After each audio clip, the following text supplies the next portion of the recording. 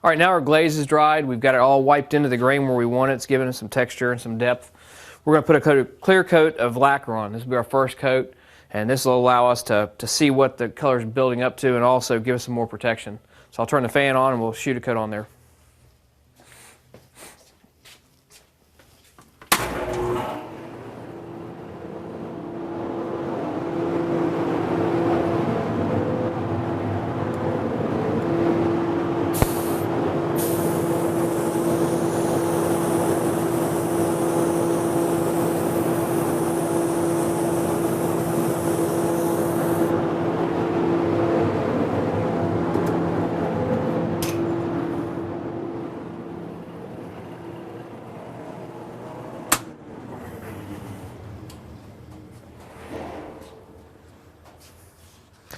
Now we've got a nice even coat on there. We're going to let that dry, and then we'll come back and we'll do some more to the finish. We're still not quite done.